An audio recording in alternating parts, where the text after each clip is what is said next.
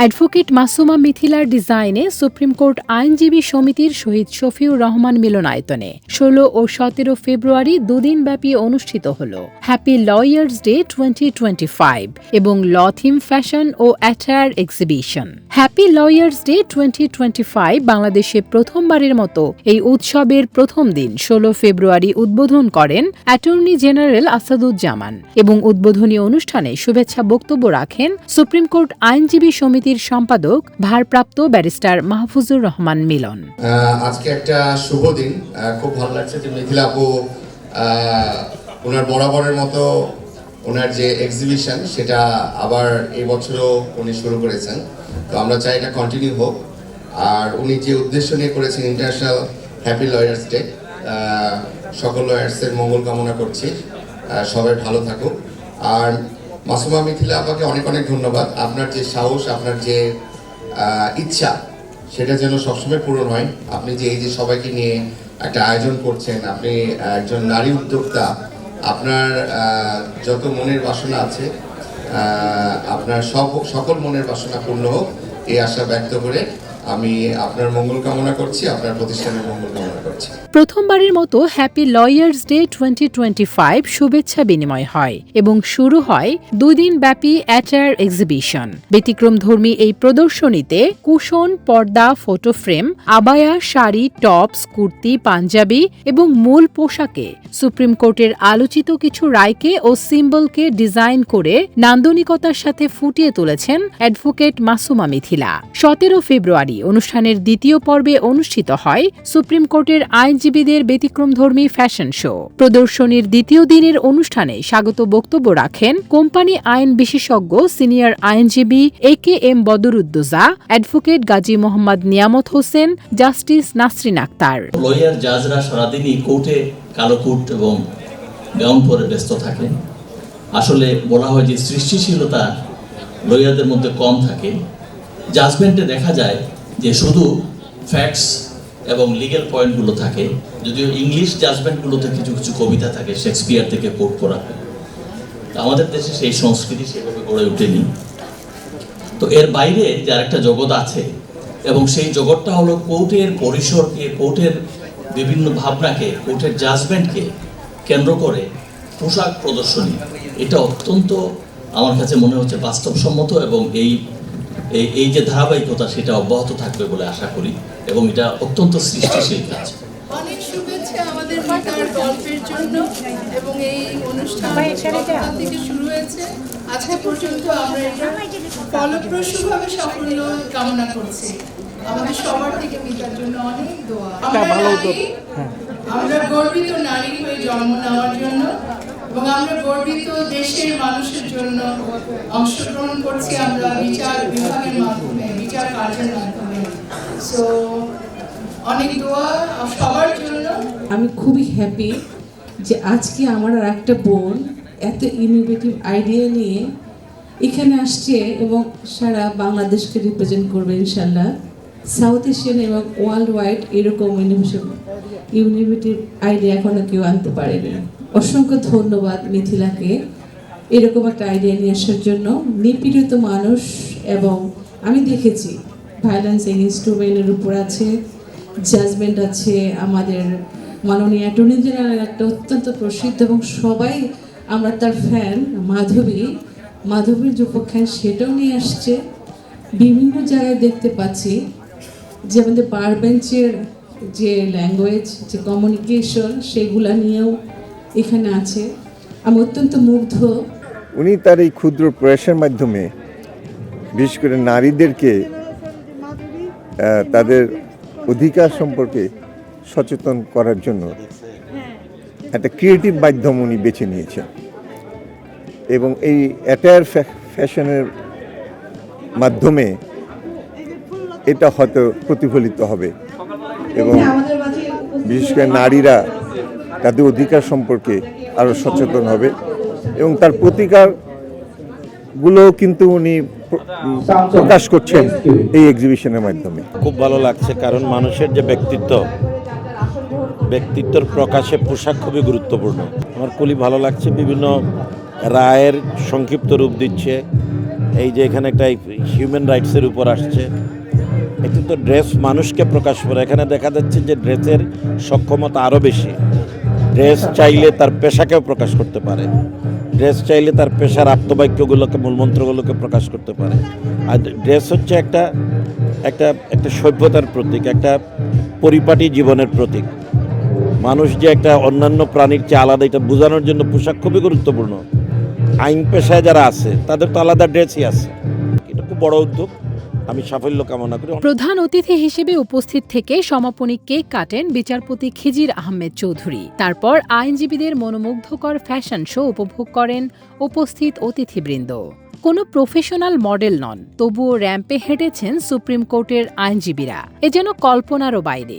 দক্ষিণ এশিয়ায় প্রথম কোনো ফ্যাশন শোতে আইনজীবীরা অংশ নিলেন এবং আইনের বিভিন্ন ভাষা, প্রতীক, আইনের বিভিন্ন উক্তি এবং দর্শনকে ফ্যাশন শো এর মাধ্যমে ফুটিয়ে তুলেছেন সুপ্রিম কোর্টের আইনজীবীরা।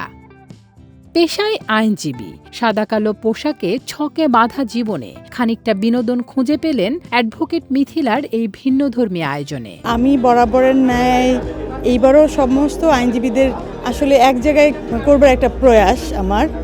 আর আপনারা ইতিপূর্বে জেনেছেন আমার আসলে এই প্রোগ্রামটা করবার নেপথ্যে আমার জীবনের যে ক্যান্সার যাত্রার যে নেপথ্যের থেকেই আসলে এটার উদ্ভাবনা। আর আমি আসলে চাচ্ছি যে জীবনের শেষ দিন পর্যন্ত এই বাংলাদেশ সুপ্রিম কোর্টের প্রেমিসেসেই যেন আমার শেষ নিঃশ্বাসটা ত্যাগ করতে পারি।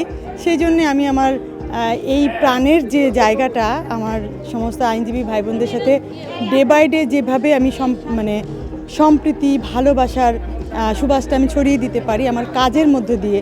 সবাই তো সব রকমের মানে কি বলবো, কাজের মধ্যে দিয়ে তার এটা পায় না, সবার সাথে মিশে থাকবার যে একটা সুবাস যেটা বলবো। আর এটা একটা বলবো যে লয়ার বলতে আমরা বুঝে থাকি যে একটা কাঠখোট্টা জায়গা, সবাই শুধু মামলা মোকদ্দমা, আজও কিন্তু তাই হচ্ছে। কিন্তু এই যে একজন লয়ারের ভেতরের যে একটা আকুতি থাকে যে আমারও একটা ব্রিদিং স্পেস থাকা দরকার, আমি একটা প্রাণের জায়গা খুঁজি, একটু এত কাজের মাঝেও যে একটা বিনোদন।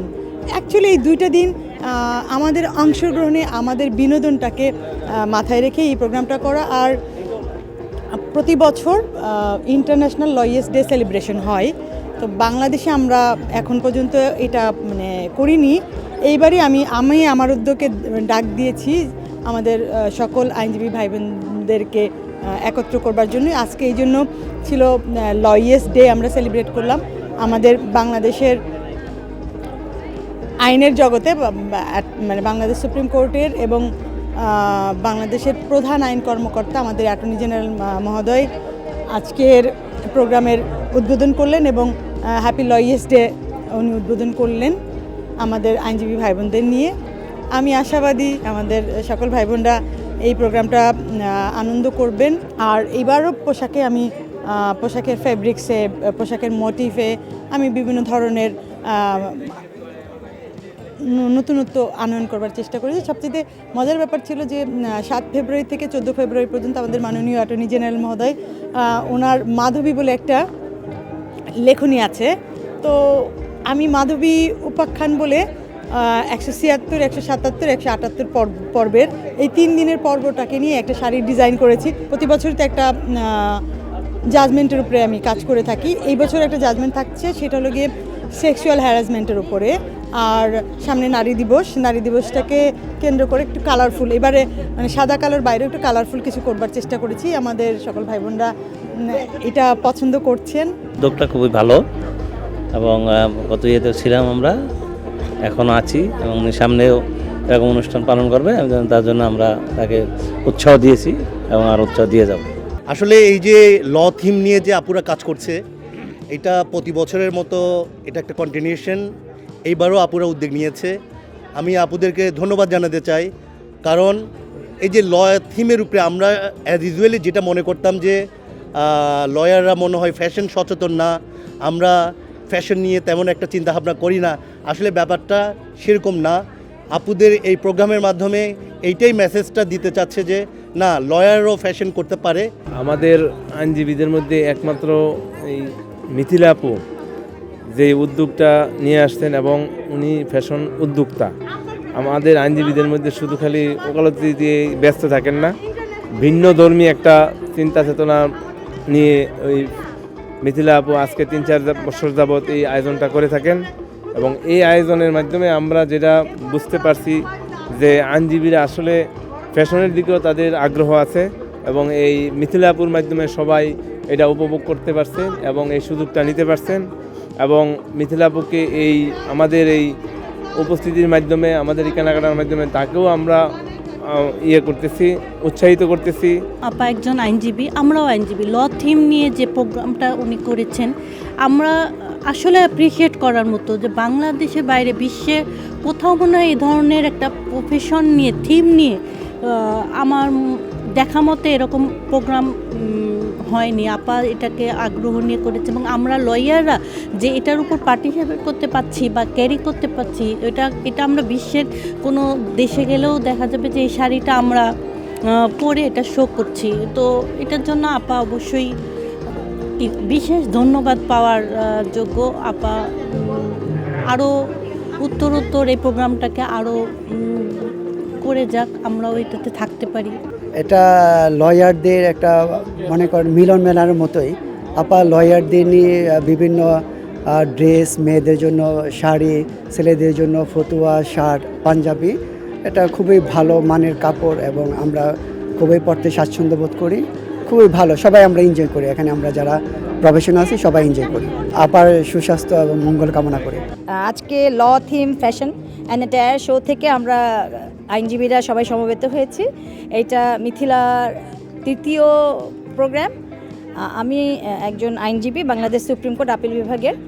আমরা প্রথম থেকেই মিথিলার সাথে এখানে জড়িত আছি এই জন্যই যে আমরা আসলে সারাদিনে কর্মব্যস্ত কাজের মাঝখানে একটু আনন্দ পাওয়ার চেষ্টা করছি সবাই মিলে একসাথে। তো আমরা মিথিলার এই উদ্যোগটাকে স্বাগত জানাচ্ছি। বাংলাদেশে এটা প্রথম, উনি নিজেও বলেছেন যে আমাদের ল থিমকে লয়ের যে ল্যান্ডমার্ক যে জাজমেন্টগুলো হচ্ছে অনেকেই হয়তো জানে না, সেই জাজমেন্টগুলো শাড়িতে নিয়ে আসছে। আমাদের ভালোবাসার যে পোশাক, বাঙালির যে পরিচয়, সেই শাড়িতে আমরা জাজমেন্টটা পাচ্ছি। আমাদের ল রিলেটেড যে থিমগুলো সেটা পাচ্ছি। কিছু সিম্বল আমরা ইউজ করি লয়ের ক্ষেত্রে, সেই সিম্বলগুলো আমাদের ব্যাগ, আমাদের কোট, এই জিনিসগুলো দেখলেও আমাদের খুব ভালো লাগে। মনে হয় যেন আমরা আমাদের আইনের ভিতরেই আছি। ল থিমের ফ্যাশন শো ছিল। আমরা আইনজীবীরা প্রতিদিন যে ধরনের কর্মে ব্যস্ত থাকি, নিজেদেরকে ব্যস্ত রাখি, সেটা আমাদের পোশাকে, বেশভূষায়, হাঁটা চলা, ব্যক্তিত্বে সবকিছুতেই সেটা প্রকাশ পায় এবং এই ধরনের ব্যতিক্রমধর্মী প্রোগ্রামে অ্যাটেন্ড করতে পেরে আমার খুবই ভালো লাগছে। আমাদের অ্যাডভোকেটদের কোড ড্রেসের বাইরে উনি একটু অ্যাডভোকেট লুকিং, অ্যাডভোকেট স্টাইলে যেভাবে কোডগুলোকে বা ড্রেস আপগুলোকে ব্যবহার করা যায়, উনি অ্যাডভোকেটদের সাইনগুলো ইউজ করে, কোডের সাইনগুলো ইউজ করে এই ড্রেস আপ গেট আপ করেছেন আর কি। তো সেটা আসলেই খুব অসাধারণ। এই প্রোগ্রামটা বেসিক্যালি একটা ভিন্নধর্মী প্রোগ্রাম।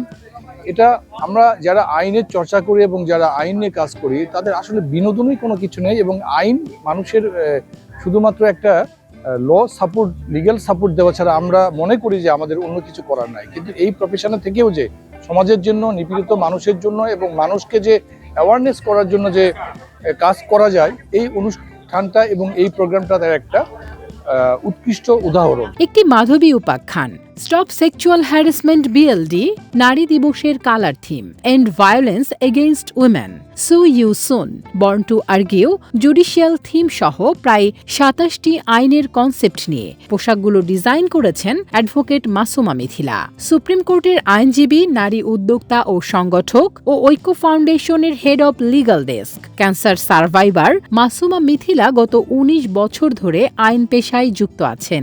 সেই সাথে একজন নারী উদ্যোক্তা হিসেবে প্রায় 9 বছর ধরে ফ্যাশন ডিজাইনিং এ কাজ করছেন। স্বকীয় ডিজাইনে তৈরি পোশাকের সমাহার নিয়ে 2022 সালে গড়ে তুলেছেন মিতার গল্প। প্রথম শোরুম দেন বনানীতে। Law theme fashion and attire exhibition ছিল মিতার গল্প ফ্যাশন হাউসের 3য় প্রদর্শনী।